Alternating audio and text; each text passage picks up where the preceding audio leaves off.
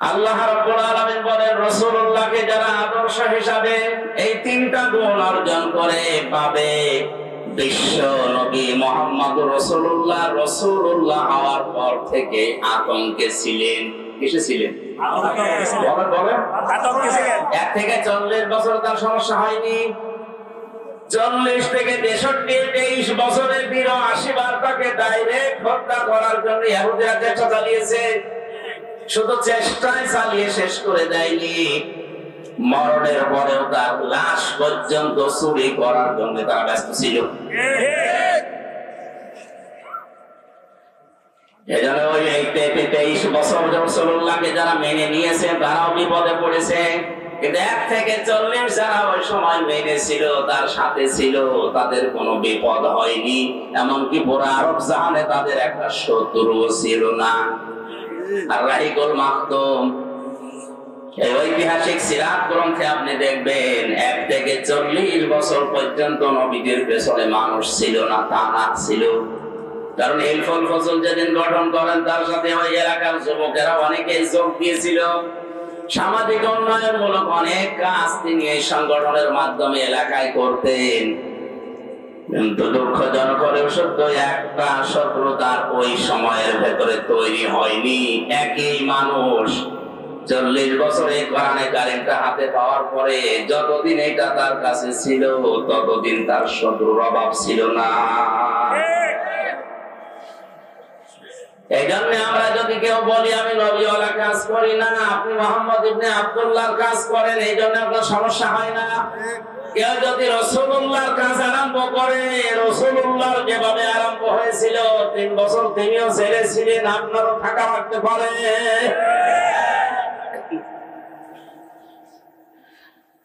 আমাদের উচিত হবে যে আয়াতটা আপনারা লিখে দিয়েছেন, এটা আমাদের বাস্তব জীবনে যদি আমরা সেট করতে চাই, ওই 3টা শর্ত আমাদের মানা লাগবে। এই শর্তগুলো আমার আল্লাহ রাসূল বলেন কার? আল্লাহ আমাদের মেনে নেওয়ার তৌফিক দিন, সরে বলেন আমিন। আমার আলোচনার বিষয় বলেছিলেন কোন পাপে কোন গজব। জবান খুলে কোরআনের এই সোনালী আয়াত সূরা রুম 41 নম্বর আয়াতটা পড়েছি।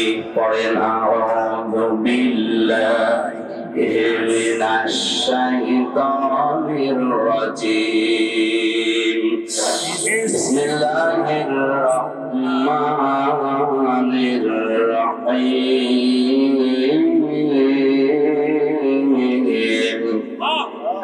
ظهر الفساد في البر والبحر بما كسبت أيدي الناس ليذيقهم بعض الذي عملوا لعلهم يرجعون।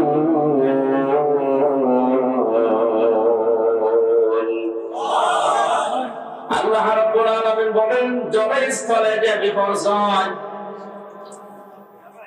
যে অশান্তিগুলো, যে গজবগুলো দেখতে পাও, এগুলো আমি একটাও দিতে চাই না। এগুলো সব তোমাদের হাতের পাপ, কামাই করা ফসল।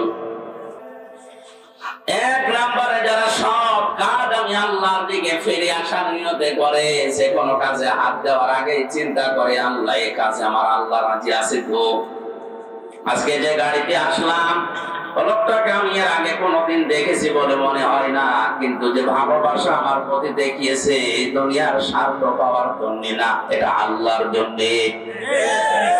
দুনিয়ায় যাকে আপনি ভালো সাহায্য করবেন লোক দেখানোর জন্য, স্বার্থ পাওয়ার জন্য না। যে মানুষগুলো শুধুমাত্র আল্লাহর জন্য কাউকে ভালোবাসে।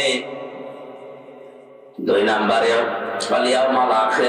কিয়ামতের দিবসে যারা বিশ্বাস করে, সে জন্মের পর থেকে শুনছি কিয়ামত হবে, কিয়ামতের দিন আছে, কিন্তু কিয়ামত যে কি, কিভাবে হবে, কিয়ামতে জবাব দেওয়া লাগবে, এই বিশ্বাস যদি কোন মানুষের ভেতরে একবার জন্ম হয়ে যায়, ওর জীবন থেমে যাবে। যাদের তাফসীর করতে গিয়ে আমি জেলখানার ভেতরে থাকাকালীন ফি জিলালিল কোরআনে পড়েছিলাম। আছেন আপনারা ময়দানে?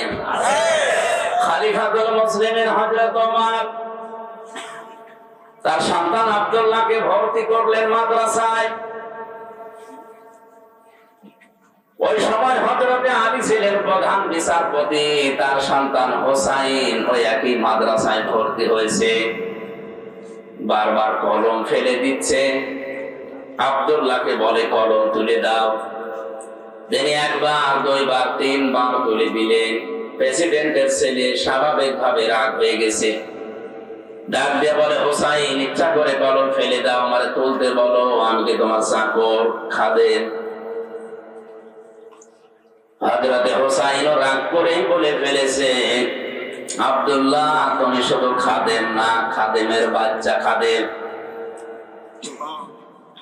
মেম্বারের ছেলেকে এরকম গালি দিলে তার মেজাজ খারাপ হয়, আর তিনি দেশের প্রেসিডেন্টের ছেলে। এক দৌড়ে বাড়িতে গিয়ে বলে, আব্বা, আমি আর মাদ্রাসা যাব না। কেন? হোসাইন আমারে গালি দিয়েছে, আমি নাকি খাদেমের বাচ্চা খাদেম। হযরত ওমর বিচক্ষণ মানুষ ছিলেন, ডাক দিয়ে বলে, সন্তান, আমি বিচার করব, কিন্তু এখন না, জমার দিন। জমার দিন তিনি খুতবা দিচ্ছিলেন। বক্তব্যের মাঝখানে তিনি দাঁড়িয়ে বললেন, এখানে হযরত হোসাইন আছে? বলে, হ্যাঁ। এদিকে আস। তুমি আমার ছেলেটাকে গালি দিয়েছো খাদেমের বাচ্চা, চাকরের বাচ্চা বলে? বলে, হ্যাঁ দিয়েছি। কেন দিলে? হযরতে হোসাইন বলে, ওমর, হাতে মুখে হাত দিয়ে বলেন তো, আপনি কি আমার নানার খাদেম ছিলেন না? হযরত ওমরের কথা বন্ধ হয়ে গেছে, চোখ দিয়ে টপ টপ করে পানি পড়ছে। সাহাবীদের বললেন, নবীর সাহাবীরা, বিচার হয়ে গেছে। ছোট মানুষ তো। আব্দুল্লাহ বসে না, বলে, বাবা, তুমি তো এখনো বিচার আরম্ভ করনি, হোসাইনকে মারবে না? হযরতে ওমর বলে, বাবা, যে বিচার করেছি এটা আমার অনেক কাছে লাগবে। হোসাইন, তুমি যেটা বললে এটা কি লিখে দিতে পারবেন? না। খেজুর পাতা আর একটা পৃষ্ঠা, খেজুর পাতার একটা পাতা নিয়ে এসেছে খেজুর গাছের, ওখানে লিখে দিয়েছে, ওমর আমার নানার খাদেম ছিল, এটা আমি দেখেছি, সই করে দিলাম, ইসি হোসাইন ইবনে আলী। যা। হযরত ওমর কাগজটা হাতে নিয়ে মুখে জমা দিলেন। ছেলেকে ডাক দিয়ে বললেন, বাবা, মারা যাওয়ার পরে এই কাগজটা আমার কাফনের ভেতরে দিয়ে দিও। কিয়ামতের ময়দানে যদি আল্লাহ আমাকে প্রশ্ন করে আর জীবনের যদি কিছুই কবুল না হয়, অন্তত এই কাগজটা তুলে দেখাতে পারবো, মাবুদ, তোমার নবীর নাতি লিখে দিয়েছে আমি নবীর খাদেম ছিলাম।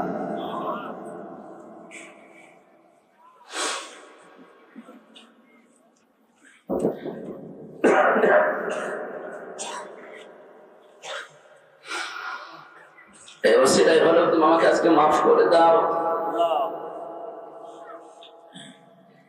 এই ধরনের মানুষেরা কিয়ামতের যে বিশ্বাস, যে ভয় তাদের ছিল, এর বড় একটা দুর্বল হাদিস বলছি শিক্ষার জন্য। হযরত ওমরেরও আল্লাহর দরবারে নিজের জীবনের মাত্র কয়েক বছরের হিসাব দিতে লেগেছিল প্রায় 12 বছর। ইন্তেকালের পরে প্রায় 12 বছর পার হয়ে গেল। হযরতে আব্দুল্লাহ একবার স্বপ্ন দেখলেন, হযরত ওমর সুন্দর পোশাক পরে নদী থেকে আসতেছে গোসল করে। ডাক দিয়ে বলে, বাবা, কোথায় ছিলেন? কতদিন আপনাকে দেখি নাই। হযরত ওমর বলে, বাবা, আজকে 12 বছর আমি দুনিয়ার জীবন ছেড়েছি, মহান আল্লাহ আমার জীবনের হিসাব নিচ্ছিলেন। শেষ পর্যন্ত তিনি আমাকে বলেছে, ওমর, তোরে মাফ করে দিলাম। কারণ আল্লাহ যদি কারো প্রতি ন্যায় বিচার করে সে বাঁচবে না, যদি সঠিক বিচারও কারো প্রতি করে সে বাঁচবে না। অন্যায় বিচার তো আল্লাহ করেই না, ন্যায় বিচার করলেও কেউ পার পাবে না। আল্লাহ যদি কাউকে বাঁচাতে চাই বলবে শেষে যেটা তোর মাফ করে দিলাম। আল্লাহ যদি অবিচার করেন এ কথা বিশ্বাস করবেন না, আল্লাহ অবিচার করেন না। আল্লাহ যদি কারো উপর ন্যায় বিচার করেন সে বাঁচবে না, সে ধরা খাবে। কথা বুঝতেছেন? আল্লাহ অবিচার করে না। কথা বলেন না কেন? আল্লাহ অবিচার করে না। ন্যায় বিচার করলে বাঁচার কোন উপায়?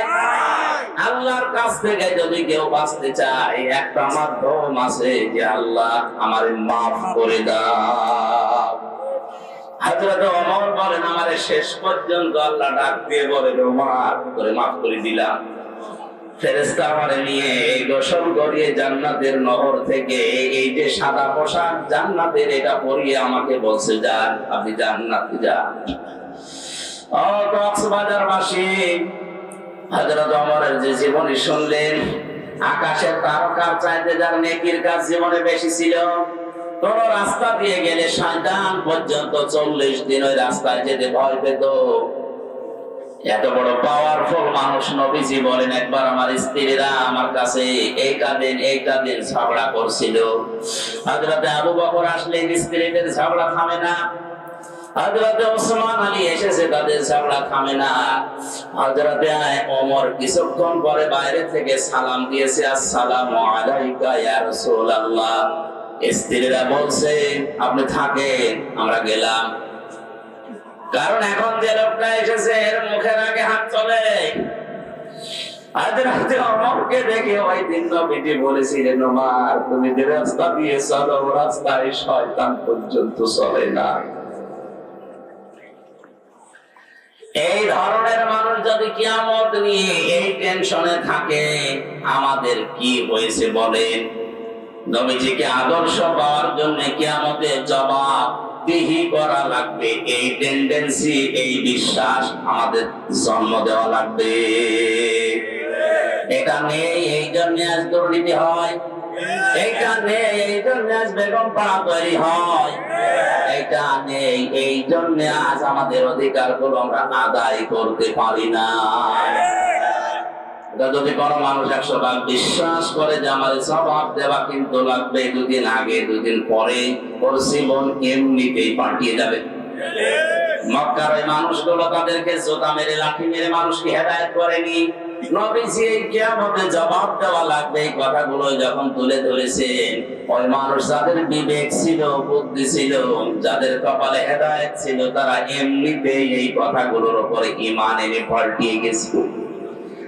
আমি রাসূলুল্লাহকে আদর্শ পাওয়ার জন্য 3 নম্বরে বলেছিলাম ওয়া যাকারাল্লাহা কাসীরা, যাদের জীবনে সব চাইতে বেশি জিকির থাকবে আলোচনা থাকবে আল্লাহর। আল্লাহ কাসীরা দিয়েছেন, কলিলান দেননি, আবার কাসীরুন দেননি, কাসীরা আছে। সব থেকে বেশি তাদের মুখে তাদের পরিবারে সমাজে রাষ্ট্রে তাদের সব জায়গায় নাম থাকবে আলোচনা থাকবে কার? কালিমাতুল্লাহি হিয়াল উলিয়া, আল্লাহর কালিমা তাদের উপরে থাকবে। আমার মনে হয় সংসদ ভবন থেকে শুরু করে আমাদের এই ইউনিয়ন পরিষদের অফিস পর্যন্ত সব জায়গায় আল্লাহু আকবার বড় করে লিখে রাখা দরকার, দেখলে আল্লাহর নাম মনে হয়। কিন্তু এগুলো না দিয়ে এমন এমন জিনিস আমরা টাঙিয়ে রাখি, আল্লাহর নাম তো দূরের কথা, কার নাম মনে হয় আল্লাহ জানে।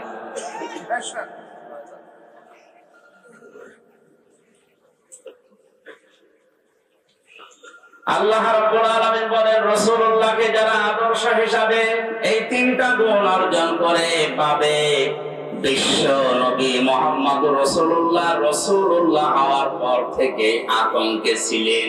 কিসে ছিলেন? বলেন। 1 থেকে 40 বছর তার সমস্যা হয়নি। 40 থেকে 63 বছরের 82 বার তাকে ডাইরেক্ট হত্যা করার জন্য ইহুদিরা চেষ্টা চালিয়েছে। শুধু চেষ্টায় চালিয়ে শেষ করে দেয়নি, মরণের পরেও তার লাশ পর্যন্ত চুরি করার জন্য তারা ব্যস্ত ছিল। এজন্য ওই 23 বছর রাসূলুল্লাহকে যারা মেনে নিয়েছে তারাও বিপদে পড়েছে। কিন্তু 1 থেকে 40 যারা ওই সময় মেনে ছিল তার সাথে ছিল তাদের কোনো বিপদ হয়নি, এমনকি পুরো আরব জাহানে তাদের একটা শত্রুও ছিল না। আর রাহিকুল মাকতুম এই ঐতিহাসিক সিরাত গ্রন্থে আপনি দেখবেন 1 থেকে 40 বছর পর্যন্ত নবীদের পেছনে মানুষ ছিল না, তা না ছিল। কারণ হিলফুল ফজল যেদিন গঠন করেন তার সাথে ওই এলাকার যুবকেরা অনেকেই যোগ দিয়েছিল। সামাজিক উন্নয়নমূলক অনেক কাজ তিনি এই সংগঠনের মাধ্যমে এলাকায় করতেন। কিন্তু দুঃখজনক হলেও সত্য, একটা শত্রুতার ওই সময়ের ভেতরে তৈরি হয়নি। একই মানুষ 40 বছরে কোরআনে কারিমটা হাতে পাওয়ার পরে যতদিন এটা তার কাছে ছিল ততদিন তার শত্রুর অভাব ছিল না। এই জন্য আমরা যদি কেউ বলি আমি নবীওয়ালা কাজ করি না, আপনি মোহাম্মদ ইবনে আব্দুল্লাহর কাজ করেন, এই জন্য আপনার সমস্যা হয় না। কেউ যদি রাসূলুল্লাহর কাজ আরম্ভ করে, রাসূলুল্লাহর যেভাবে আরম্ভ হয়েছিল 3 বছর তিনিও ছেড়েছিলেন, আপনারও থাকা লাগতে পারে।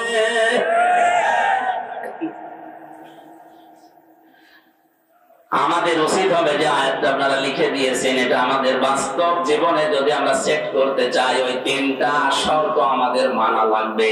এই শর্তগুলো আমার আল্লাহ রাসূল বলেন কার? আল্লাহ আমাদের মেনে নেওয়ার তৌফিক দিন, জোরে বলেন আমিন। আমার আলোচনার বিষয় বলেছিলেন কোন পাপে কোন গজব। জবান খুলে কোরআনের এই সোনালী আয়াত সূরা রুম 41 নম্বর আয়াতটা পড়েছি। পড়েন আউযু বিল্লাহি মিনাশ শাইতানির রাজীম। বিসমিল্লাহির রাহমানির রাহিম।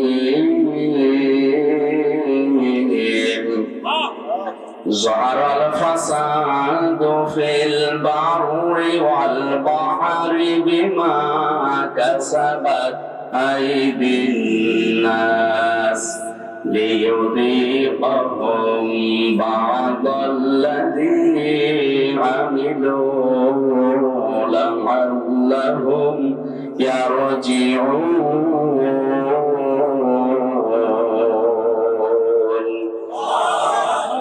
আল্লাহ রাব্বুল আলামিন বলেন, জলের স্থলে যে বিপর্যয়, যে অশান্তিগুলো, যে গজবগুলো দেখতে পাও, এগুলো আমি একটাও দিতে চাই না। এগুলো সব তোমাদের হাতের পাপ কামাই করা ফসল। আমি কেন এগুলো দেই মাঝে মাঝে জানো? অতিবৃষ্টি অনাবৃষ্টি মাঝে মাঝে এ জমিনকে ছাকলে দেয়, আমরা যেটা ভূমিকম্প বলে শুনি। এগুলো কেন করিলে তোমরা যে আমল করেছো, কাজ করেছো, আমল আবার 2 প্রকার। আমল কয় প্রকার? একটা বদ আমল, একটা নেক আমল। এই বদ আমল যারা দুনিয়ায় করে তাদেরকে আমি আল্লাহ একটু থামাতে চাই। এই আযাব গুলো দিয়ে তাদেরকে আমি আল্লাহ একটু বাধা দিতে চাই, দেখি তারা ফিরে আসে কিনা। লাআল্লাহুম ইয়ারজিউন, আমি চাই যে তারা ফিরে আসুক। কপাল পোড়া মানুষ আমরা, মাঝে মাঝে এগুলো আমাদের সামনে আসতেছে, এগুলো দেখার পর আমরা ফিরে আসা দূরের কথা, আমাদের বিদ্যা আরো বাড়ে। সরাসরি ভেতরে আল্লাহ জানিয়েছেন, এটা 29 নম্বর আয়াতে আছে, ওমা সাবাকুম মিন মুসিবাতিন ফাবিমা কাসাবাত আইদিকুম ওয়া ইয়াফু আন কাসীর। তোমরা যত অন্যায় করো, পাপ করো, সব পাপের শাস্তি যদি আমি আল্লাহ দেই, শ্বাস ফেলার সময় তোমরা পেতে না। আমি আল্লাহ অধিকাংশ গুলোই মাফ করে দেই, কিছু পাপের শাস্তি দুনিয়ায় পাঠাই যেন তোমরা আমি আল্লাহর দিকে ফিরে আসতে পারো। বাংলার মুসলমানের আজকে আমি কয়েকটা পয়েন্টের উপরে সাজিয়েছি। আমি দেখতে চাই এই পাপগুলো যদি বাংলাদেশে হয়, ওগুলোর জন্য আপনি যতই দোয়া দরুদ পড়েন, তাবিজ কবজ গলায় দিন, থামাতে পারবেন না। আল্লাহর শাস্তি ওটা ছেড়ে দেওয়া লাগবে।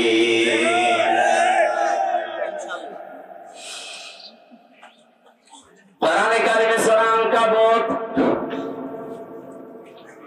আয়াত নাম্বার 40 41, ফাকুল্লান আখাযনা বিযামবিহি ফামিনহুম মান আরসালনা আলাইহি حاصبا ومنهم من أخذته الصيحة ومنهم من خسفنا به الأرض ومنهم من أغرقنا وما كان الله ليظلمهم ولكن كانوا أنفسهم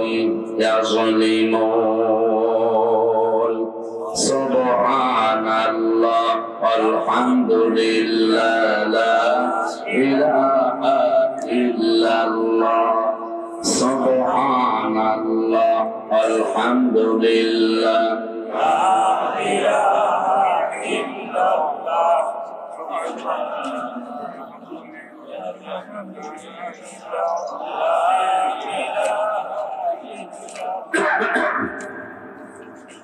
জিকির জোরে বলেন সুবহানাল্লাহ আলহামদুলিল্লাহ লা ইলাহা ইল্লাল্লাহ লা ইলাহা ইল্লাল্লাহ মুহাম্মাদুর রাসূলুল্লাহ।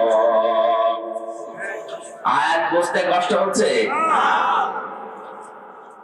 আল্লাহ রাব্বুল আলামিন বলেন, যুগে যুগে বহু মানুষকে আমি তাদের পাপের জন্য পাকড়াও করেছিলাম।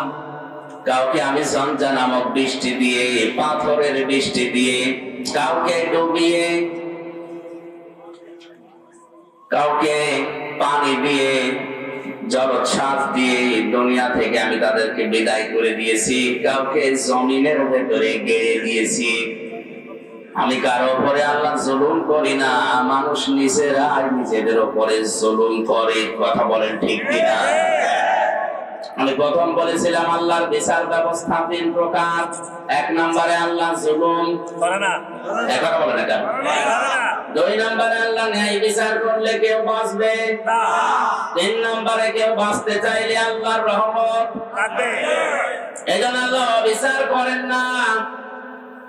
দুই নম্বরে আমার আল্লাহ ন্যায় বিচার করলে কেউ বাঁচতে পারবে না। তিন নম্বরে কেউ বাঁচতে চাইলে আল্লাহর ক্ষমা পাওয়া লাগবে।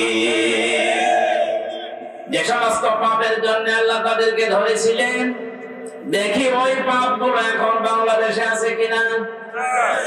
আল্লাহ রাব্বুল আলামিন বলেন, وَإِلَى مَدْيَنَ أَخَاهُمْ شُعَيْبًا قَالَ يَا قَوْمِ اعْبُدُوا اللَّهَ مَا لَكُمْ مِنْ إِلَٰهٍ غَيْرُهُ قَدْ جَاءَتْكُمْ بَيِّنَةٌ مِّن رَّبِّكُمْ فَأَوْفُوا الْكَيْلَ وَالْمِيزَانَ وَلَا تَبْخَسُوا النَّاسَ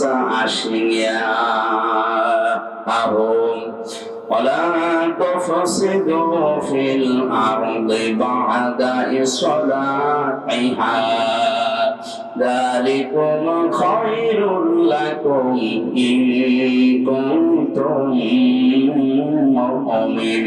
مؤمنين الله أكبر। আমি শুআয়বকে পাঠিয়েছিলাম মাদিয়ান শহরে তার ভাইদের কাছে। কোরআনে অনেকগুলো নবীর দাওয়াতি সিস্টেম দেওয়া আছে। তারা দাওয়াত দিত এই কায়দায়, এই পদ্ধতিতে। এখানে শুআয়ব আলাইহিস সালামের নাম দিয়ে আল্লাহ কিছু শিক্ষা দিতে চেয়েছেন। একটু ভালো করে শুনুন। হযরত শুআয়ব আলাইহিস সালামকে মাদিয়ান শহরে তার ভাইদের কাছে আল্লাহ পাঠিয়ে বললেন, তুমি দাওয়াত দাও, হে আমার জাতির লোকেরা, আল্লাহ বাদে কোন মাবুদ নেই, ইলাহ নেই, ইবাদত পাওয়ার যোগ্যতা কারণে আমরা যারা সত্যি নবীদের উত্তরসূরি দাবি করছি, আল্লাহর কসম আমরাও কিন্তু এই কথাই আপনার কাছে বলছি। আল্লাহ ছাড়া ইবাদত পাওয়ার যোগ্যতা কারো নাই। এই জন্য সহজ ভাবে বলি, লা ইলাহা ইল্লাল্লাহ, আল্লাহ বাদে ইবাদত পাওয়ার যোগ্যতা, উপাস্য হওয়ার যোগ্যতা দুনিয়ায় আর কারণে। এই কথা বললেই হিন্দুরা রাগ করে, কারণ ওদের দেবতা একটা দুইটা না, 33 কোটি। ওদের দেবতা 33 কোটি। এই জন্য ওদের রাগ হবে। আল্লাহ ছাড়া ইবাদত পাওয়ার, উপাসনা পাওয়ার যোগ্যতার কারণে কথা বললে ইহুদির মন আপনি পাবেন না, খ্রিস্টানের মন আপনি পাবেন না। ওয়ালান তারদা আনকাল ইয়াহুদ ওয়ালান নাসারা হাত্তা তাত্তাবিআ মিল্লাতাহুম কুল ইন্না হুদাল্লাহি ওয়াল হুদা। হে নবী, কখনো আপনার পদে ইহুদি খ্রিস্টানরা রাজি হবে না যতক্ষণ আপনি তাদের যে ধর্ম অনুসরণ না করবেন। ওদের ধর্মে খোদা কয়জন? 33 কোটি, কারো 3 জন, কারো 2 জন। বিভিন্ন জিনিসকে তারা খোদা হিসাবে মেনে নিয়েছে, উপাস্য হিসাবে ইবাদত পাওয়ার যোগ্যতা তারা ভাগ ভাগ করে দিয়েছে। একমাত্র জাতি মুসলিম। 175 কোটি মানুষের ভেতরে হয়তো ভুল ত্রুটি থাকতে পারে, কিন্তু লা ইলাহা ইল্লাল্লাহর ব্যাপারে কোনো পার্থক্য আমাদের নেই। আমরা মনে প্রাণে বিশ্বাস করি, এ কথা কাছে লাগাতে চাই, আল্লাহ ছাড়া ইবাদত পাওয়ার যোগ্যতা কারো নাই, উপাসনা পাওয়ার যোগ্যতা কারো নাই। কারণ নবীদের দাওয়াত এইটাই ছিল, ইয়া কওমি ইবুদুল্লাহ মা লাকুম মিন ইলাহিন গায়রু, আল্লাহর ইবাদত করো কারণ তিনি ছাড়া কোনো ইলাহ নেই।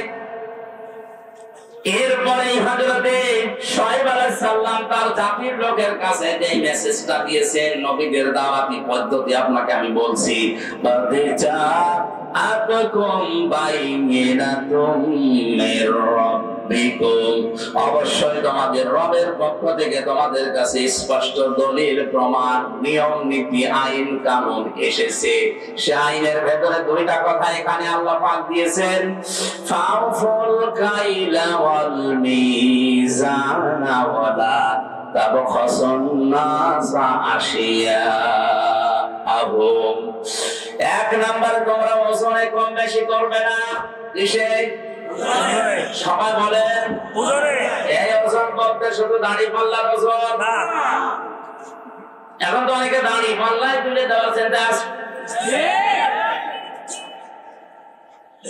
হাইকোর্টের সামনে বিশাল একটা দাড়ি পাল্লা টাঙানো আছে, 2 দিকের মাপই সমান। এটা দ্বারা দেশের জনগণকে বোঝানো হচ্ছে যে ন্যায় বিচার ছাড়া এখানে কিছু চলে না।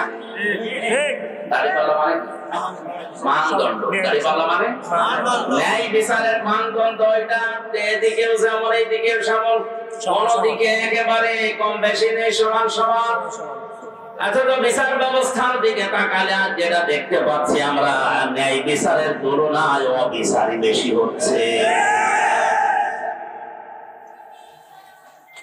ন্যায় বিচারের তুলনায় অবিচার যদি না হবে, কোন কারণে আমি 3টা বছর জেল খাটলাম, আপনি জবাব দিন।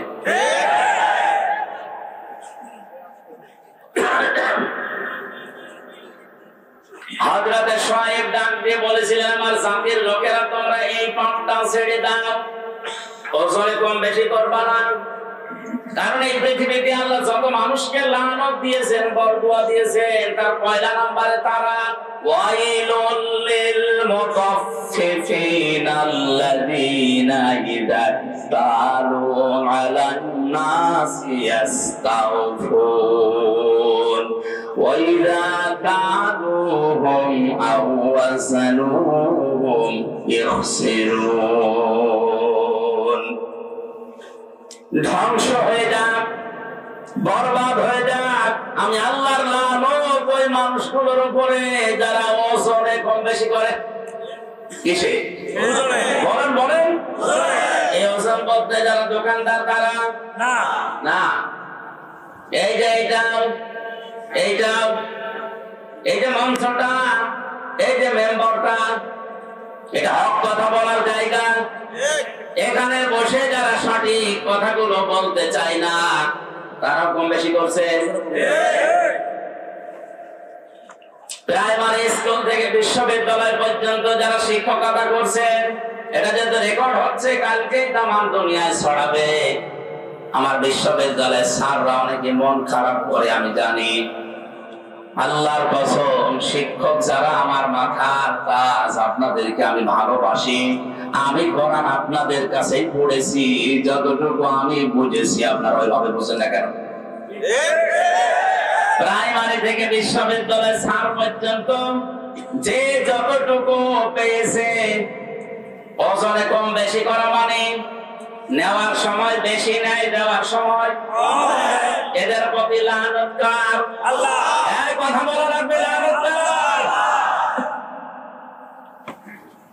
বিশ্ববিদ্যালয়ে স্যার হওয়ার জন্য কত জ্ঞান লাগে এটা আমি নিজে অনার্স মাস্টার্স করতে গিয়ে দেখেছি।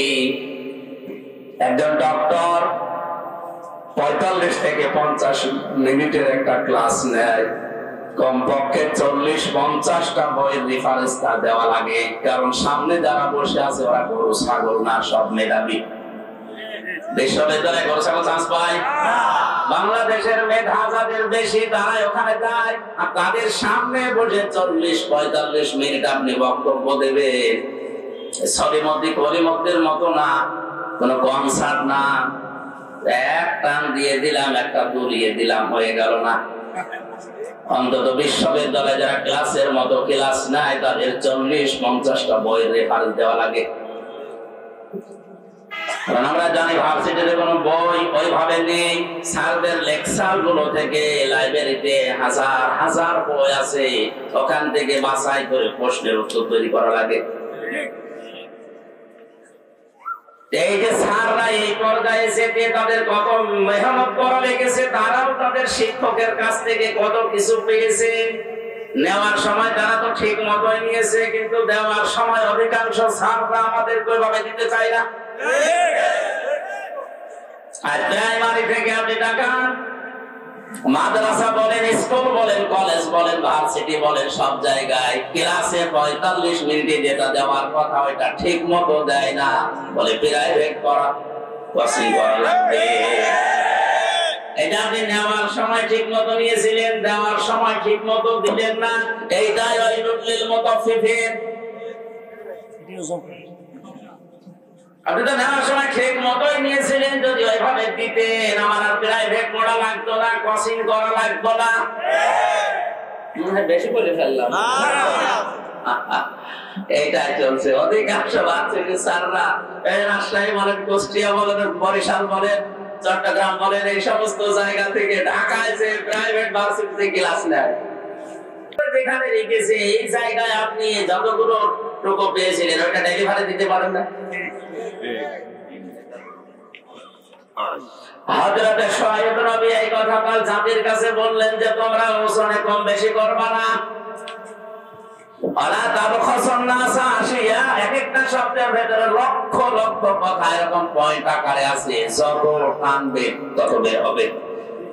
আমার শরীরের দিকে, গলার দিকে আর ঘড়ির দিকে তাকে আমি খুব তাড়াতাড়ি করছি। ওয়ালা তাবখাসুন নাস আশিয়া ওয়ালা তুফসিদু ফিল আরদি বা'দা ইসলাহিহা। দ্বিতীয় নম্বরে দুনিয়াতে শান্ত হয়ে যাওয়ার পরে অশান্তি করার জন্য পায়তারা করবা না, যেটা সবচেয়ে বেশি চলছে এই বাংলাদেশে। যালিকুম খায়রুল লাকুম, এইটাই ভালো কাজ। ইন কুনতুম মুমিনিন, যদি মুমিন বলে দাবি করে থাকো, ওজনে কম বেশি করা আজকে থেকেই বন্ধ করা লাগবে। এই ওজনে কম বেশি মানে খাদ্যে ভেজাল দেওয়া আছে, এক কথা বলেন না কেন? হাজারো মানুষ নিজের সন্তান, নিজের বউ, নিজের মা যেগুলো খাবে ওগুলোতে ফরমালিন দেয় না, বিষও দেয় না, ঔষধও দেয় না, ওগুলো দেয় শুধু তাদের যেগুলো কন্যেরা খাবে। যারা ফরমালিন দিচ্ছেন, বিষ দিচ্ছেন, ঔষধ দিচ্ছেন, এগুলোর কারণে যে ফলগুলো তরতাজা দেখতে মনে হয়, ধোঁকা খেয়ে আমাদের মতো মানুষ আমরা কিনে নিয়ে আসি, আমাদের কিডনি নষ্ট হয়ে যায়। কথা বলে এগুলো যারা করছেন ওই ব্যবসায়ীরা, আপনার দ্বারা আমার কিডনি, আমার হার্ট, আমার মস্তিষ্ক নষ্ট হয়ে যাচ্ছে, আপনি মানুষ হত্যা করার গুনাহ কামাই করছেন। আপনার ওপরে আল্লাহর লানত, আল্লাহর বরদোয়া। ও বাংলার মুসলমানেরা, আল্লাহ যদি কাউকে বরদোয়া দেয়, বলে ওরে কি আর বাঁচাবে? মানে এই মুহূর্ত থেকে ওজনে কম বেশি করা, খাদ্যে ভেজাল দেওয়া বন্ধ করা লাগবে। দুনিয়াতে শান্ত হয়ে যাওয়ার পরে অশান্তি তৈরি করার জন্য পায়তারা করবেন না। যদি মুমিন বলে দাবি করেন। এরপরে আরো দুইটা কথা তিনি বলেছিলেন, নাকি শেষ করে দেব? ولا تقعدوا بكل صراط توعدون وتصدون عن سبيل الله من آمن به وتبغونها عوجا واذكروا إذ كنتم قليلا فكثركم وانظروا كيف كان عاقبة المفسدين. আরেকটু খেয়াল করেন, আল্লাহ তাআলা বলেন তাদের আরেকটা অপরাধ ছিল, ওয়ালা তাকউদু সিরাত তাকউদু বিকুল্লি সিরাতিন তুইদুনা। ওরা মানুষকে ধরার জন্য বিভিন্ন রাস্তায় বসে থাকতো ওত পেতে। আজ বাংলাদেশে এই গোনাটাই 15 বছরে সবচাইতে বেশি বেড়েছে। ওত পেতে থাকে, কখন কারে ধরিয়ে দেওয়া যায়। এই জেলায় মনে হয় এখনো শুরু হয়নি। হয়তো একটু বড়াপতি হিসাবে রাগারাগি হয়েছে, ঝগড়া হয়েছে, রাজনৈতিক একটা সিল লাগিয়ে তারা গোপনে ধরিয়ে দেওয়ার জন্য থানায় উনি আগে 10,000 টাকা দিয়ে এসেছে যে অমুককে ধরে নিয়ে আসো। উনি ধরে নিয়ে যায়, নিজে আবার ছাড়ায়। মাঝখান থেকে লোকটার প্রায় 50,000 টাকা আল্লাহর উনি খেয়ে ফেলেছে। আমি এটা একটু বেশি বলে ফেললাম।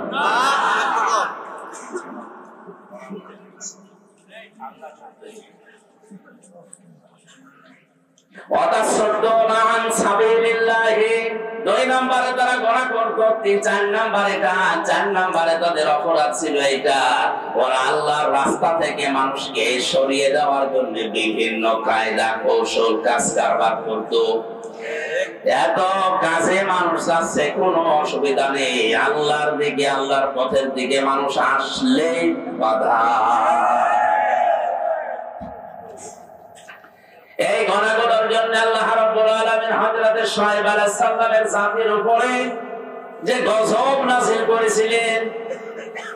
এখন যদি কোনো মানুষ এই কাজ কারবার কোনো বন্ধ না করে, জমিনে ওজনে কম বেশি করা, খাদ্যে ভেজাল দেওয়া, দুনিয়া শান্ত হয়ে যাওয়ার পর অশান্তি করার জন্য পায়তারা করে বেড়ানো, মানুষকে বিপদে ফেলার জন্য মোড়ে মোড়ে বসে থাকা, ঠকায় ঠকায় শব্দটা আছে।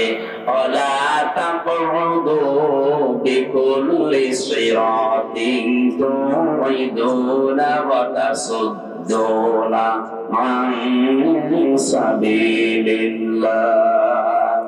তোমরা বসে থেকো না, মানুষকে ধরিয়ে দেওয়ার জন্য, বিপদে ফেলার জন্য কোন রাস্তার মোড়ে মোড়ে গোপনে,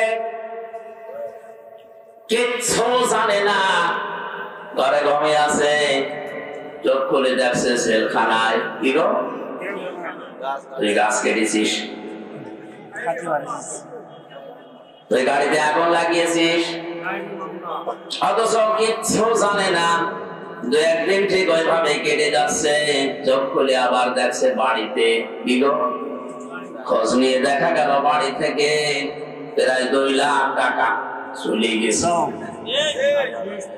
এইটা যদি কেউ বন্ধ না করে, আমার আল্লাহ তাদের উপরে মাঝে মাঝে ভূমিকম্প দেয়। রানা বেলা যায় এমনি ঢসে পড়েনি। অনেকে বলেছিল যে মনে হয় অনেকে ধাক্কা দিয়ে ফেলে দিয়েছে। আরে ভাই, ধাক্কা দিয়ে বিল্ডিং ফেলে দেওয়া, তাহলে তো দেখি 357টা বিল্ডিং এ ফাটল ধরেছে বছরে। সারা বাংলাদেশের জরিপ, 357টার উপরে বিল্ডিং এ অলরেডি ফাটল ধরে গেছে। পানির স্তর গুলো, এই লেয়ার গুলো নেমে যাচ্ছে। قل أرأيتم إن أصبح ماؤكم غورا فمن يأتيكم بماء معين। আপনি ওদেরকে বলেন তো, আমি যদি পানির লেয়ার নিচে নামিয়ে দেই, দুনিয়া কে আছে তোদেরকে পানি দেবে? কে বলছে? এই জন্য আমাদের উচিত হচ্ছে এই অপরাধগুলো যারা করছে বন্ধ করি, নয়তো যতই দোয়া দরুদ পড়েন, তাবিজ কবজ লাগান, কাবার ইমাম এনে দোয়া করালো ভূমিকম্প বন্ধ করতে পারবেন না। কারণ 2000 বছর আগে কোরআনে আল্লাহ এই কথাগুলো জানিয়ে দিয়েছেন। আসাব দর্শক গুলো আসে এমনিতেই না। কক্সবাজারে তো আমার মনে হয় 2-3 দিন আসার পরে আমি যেটা দেখতে পাচ্ছি, যেভাবে ঢেউ গুলো আসতেছে সাগরে, 10-15 হাত 20 হাত উঁচা হয়ে ঢেউ আসবে, আল্লাহর নির্দেশ শুধু লাগবে। আল্লাহ এটা পারে না। আল্লাহ যদি একবার বলে 40 হাত উঁচা হয়ে ঢেউটায়, তাহলে এই জেলা না, এ দেশ পুরা পানির নিচে চলে যাবে। আল্লাহ এটা করতে 10 বছর লাগবে। ইন্নামা আমরুহু ইযা আরাদা শাইআন আইয়াকুলা লাহু কুন ফায়াকুন। আল্লাহ পাক বলেন, আমি যখন কোনো কাজের আদেশ করি তখন কিছুই লাগে না, শুধু কোন বলি ফায়াকুন, এটা হতে 1 সেকেন্ডও সময় লাগে না। এজন্য আমাদের উচিত আমাদের পাপের কাজগুলো ছেড়ে দেওয়া, থেমে দেওয়া। আমি মুসলিম শরীফ থেকে একটা হাদিস আসার সময় পড়ছিলাম, 6 প্রকার নারীকে আল্লাহ জাহান্নামে দেবে বলে ঘোষণা দিয়েছে। কয় প্রকার? মা বোন যারা এসেছেন খুব ভালো করে শুনবেন, মোবাইল থাকলে সেভ করে নিন। এই 6 প্রকারের ভেতরে যদি আপনি 1 প্রকারের উপরে যান, আপনার নামাজ, রোজা, বোরকা পরা সব মাটি মারা যাবে, আপনি জাহান্নামে। 1 নম্বরে যাদের মাথার চুল খোলা থাকে স্বামী বাদ দিয়ে অন্য কারোর জন্য, এরকম মেয়ে লোকে দেশে এখন আর নেই। যে হোটেলে আছি আল্লাহর ওলিরা সব হোটেলে উঠেছে। একজন মেয়ে লোক যদি চুল খুলে রাখে, শুধুমাত্র খুলে রাখতে পারবে তার স্বামীর জন্য। স্বামী বাদে পৃথিবীতে কারোর জন্য মেয়ে লোকের চুল খুলে রাখা জায়েজ নেই, এমনকি বাবাকেও চুল খুলে রাখানো জায়েজ নেই। কথা বুঝতেছে? একজন মেয়ে লোকের চুল যত তার স্বামী দেখবে, তার চোখের পাওয়ার বাড়বে, তত সওয়াব বেশি পাবে ওই মেয়েটা। এমনকি আল্লাহ নবী জানিয়েছেন, কোন স্বামী যদি স্ত্রীর মাথায় হাত বুলিয়ে দেয়, যতগুলো চুল পড়বে ততগুলো সওয়াব পাবে। আর অন্য যত মানুষের চুল দেখবে, অতগুলো সাপ আল্লাহ বানিয়ে কবরে পাঠাবে। চুল ওরা দেখায় স্বামীকে না, পরপুরুষকে বেশি। এখানে যে মহিলার মাথার চুল খোলা থাকবে, স্বামী বাদ দিয়ে অন্য কারো জন্য, সে জাহান্নামী। 2 নম্বরে স্বামীকে যে মহিলা সম্মান করে না। 3 নম্বরে স্বামীকে বাদ দিয়ে দেবর, ননদ বা অন্য কারো সাথে যারা হাসি তামাশায় লিপ্ত থাকে বেশি সময়, স্বামীর কাছে আসলে মুখ গোমরা হয়ে থাকে। আর যদি দেবর পায়, স্বামী গিয়েছে ঘাস কাটতে, বাগে ধরে খাট, আমার দেওয়া বেশি থাকে। এরকম পড়েছিলাম কোথায় যেন, তো স্বামী ঘাস কাটতে গেছে মাঠে, ওর বাগে ধরে খেয়ে ফেলো, আমার দেওয়া বেশি থাক। স্বামী বাদ দিয়ে অন্যের সাথে যদি কেউ হাসি তামাশা করে, মজা করে, আর কি আড্ডা করে, মহিলা জাহান্নামী। 4 নম্বরে যে মহিলা অপবিত্রতা থেকে পবিত্রতার খবর রাখে না, শরীর খারাপ হয়েছে কবে যে পবিত্র হবে ওর খেয়ালই নেই, স্বামীর যে হক আছে ওর মনেও নেই। এই জন্য যখনই শরীর অসুস্থ হবে, সুস্থ হওয়ার পর থেকে নিজেকে পরিষ্কার পরিচ্ছন্ন করে স্বামীর জন্য উপস্থাপন করা লাগবে। 5 নম্বরে মিথ্যা বলে, গীবত করে, এরপরে আবার কসম করে কথায় কথায়। মেয়েদের স্বভাব এটা বেশি, ওরা কিছু হলেই কসম কাটে। কসম যদিও কাটে, আবার ছেলের মাথায় হাত দিয়ে, স্বামীর মাথায় হাত দিয়ে কসম কাটে। এমনকি কাবা শরীফের ছবি টাঙানো বলে কাবার কসম। দুনিয়াতে একজনের নামে শুধু কসম কাটা যায় আছে, কে? বলেন বলেন। আমরা কসম কাটি বড় যে জিনিস, সেই জিনিসের উপরে। এ দুনিয়ার সবচাইতে বড় আল্লাহ। বলেন বলেন। আর আল্লাহ যখন কসম কাটেন, তখন কসম কাটেন ওই জিনিসের সাথে, যে জিনিসের সাথে আমাদের জীবনের সম্পর্ক আছে। আমাদের জীবনের সম্পর্ক আছে সময়ের সাথে। কিসের সময় আছে? এই জন্য আমি হামজা আছে, সময় নেই, হামজার নাম এখনই যদি আমার সময় শেষ হয়ে যায়, আপনারা আমাকে নামিয়ে দেবেন, আর আমার জীবনের সময় যদি শেষ হয়ে যায়, আমাকে মানুষ আর হামজা বলবে না, মরহুম হামজা বলবে। এজন্য মানুষের জীবন সংক্রান্ত কথাগুলো বলতে গিয়ে আল্লাহ জানিয়েছেন, ওয়ালা আসরি ইন্নাল ইনসানা লাফি খুসর। সময়ের কসম, জীবনের কসম, হায়াতের কসম, ইতিহাসের কসম। যেহেতু মানুষের হায়াত আছে, মানুষ আছে, জীবন আছে, মানুষ আছে, এগুলো না থাকলে মানুষের আর দাম থাকে না। এর সম্পর্ক মানুষের জীবনের সাথে রিলেটেড। এই জন্য আল্লাহ মানুষের জীবন সংক্রান্ত কথা বলতে গিয়ে কসম দিয়েছেন হায়াতের, সময়ের। জোরে বলেন সুবহানাল্লাহ। আমরা যেহেতু কসম দিতে পারি শুধুমাত্র আল্লাহ ছাড়া, আর কারো নামে না।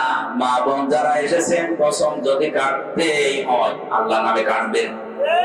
তাছাড়া পৃথিবীর কোন পীর বাবার নামে, কোরআনের নামে, কাবা শরীফের নামে ছেলের মাথায় মেয়ের মাথায় হাত দিয়ে কসম কাটা জায়েজ নেই। 6 নম্বরে যারা অন্যের সুখ দেখে চলে,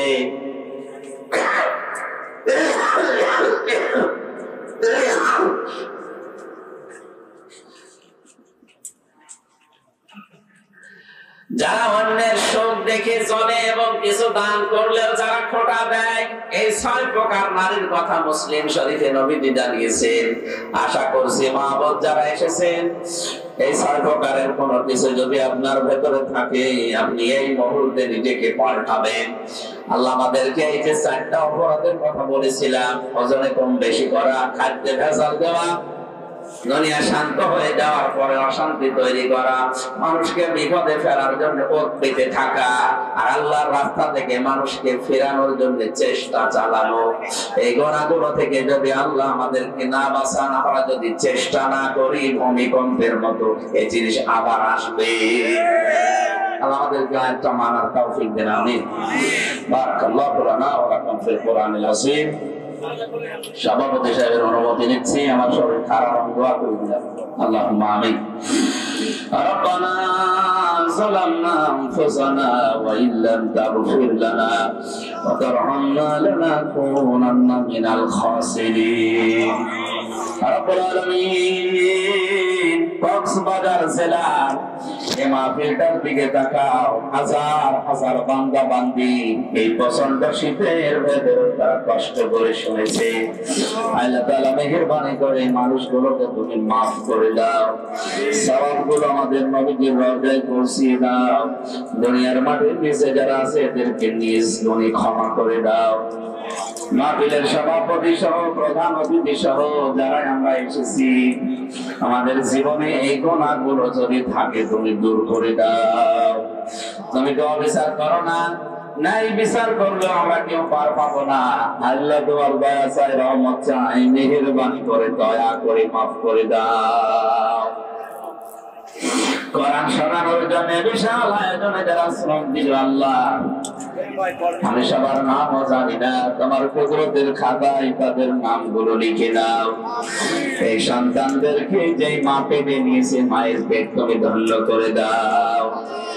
প্রশাসনের যে ভাইগুলো এসেছে, বিশেষ করে জেলার ডিসি, এসপি, পিওনো, ওসি সহ যত পুলিশ সদস্য ভাইরা আজকের মাহফিলের সহযোগিতার জন্য এসেছিল, পাহারা দেওয়ার জন্য, এদের সন্তানাদি, স্ত্রী পুত্র যারা বাইরে আছে, দেশে আছে, তাদেরকে তুমি হেফাজত করো। আল্লাহ আমার শরীরটা অসুস্থ, সুস্থ হতে পারছি না, দীর্ঘ 3টা বছর আমি বন্দী জীবনে ছিলাম। তুমি মুক্ত করেছো, মুক্ত আকাশে, মুক্ত বাতাসে ফিরিয়েছো। কোরআনের কথাগুলো সরল সরল ভাষায় বলার মতো শরীর যোগ্যতা এলেম আমার ভিক্ষা দাও। মা বোন যারা এসেছে তাদেরকে ক্ষমা করো। অনেক মা বোনের সন্তান হয় না, আল্লাহ একটা সন্তান তাদেরকে উপহার দাও। নেককার সন্তান তাদের পেটে তুমি দান করো। আগামীতে এই অনুষ্ঠানটা কোরআনের জন্য বিশাল আকারে মঞ্জুর করো। মিডিয়ার এই ভাইরা রাত দিন কষ্ট করে কোরআনে কারিম গুলোকে প্রচার করার জন্য তারা দায়িত্ব পালন করছে। এদের ইখলাসকে তুমি আরো বাড়িয়ে দাও, এদের বিপদ আপদ থেকে তুমি বাঁচাও। মেহেরবানি করে এদের ব্যবসা বাণিজ্যে বরকত দান করো। বারাকাল্লাহু লানা ওয়া লাকুম ফিল কুরআনিল আযীম। প্রবাস থেকে যে মানুষগুলো এই মাহফিলের জন্য টাকা পাঠিয়েছে, সম্পদ পাঠিয়েছে, তাদের অর্থ সম্পদে বরকত দাও, তাদের শরীরটা তুমি সুস্থ রাখো। মেহেরবানি করে তুমি প্রবাসী ভাইদের মা বাবাকে মাফ করে দাও, তাদেরকে হালাল রুজিতে বরকত দাও। মাওলানা হাফিজুর রহমান জিয়াদি ভাই তার বাবার জন্য দোয়া চেয়েছে, আল্লাহ বাবাকে তুমি ক্ষমা করে দাও। বারাকাল্লাহু লানা ওয়া লাকুম ফিল কোরআনিল আযীম আলহামদুলিল্লাহি রাব্বিল আলামিন। মরণের সময় একবার বলে যেন পড়ি লা ইলাহা ইল্লাল্লাহু মুহাম্মাদুর রাসূলুল্লাহ।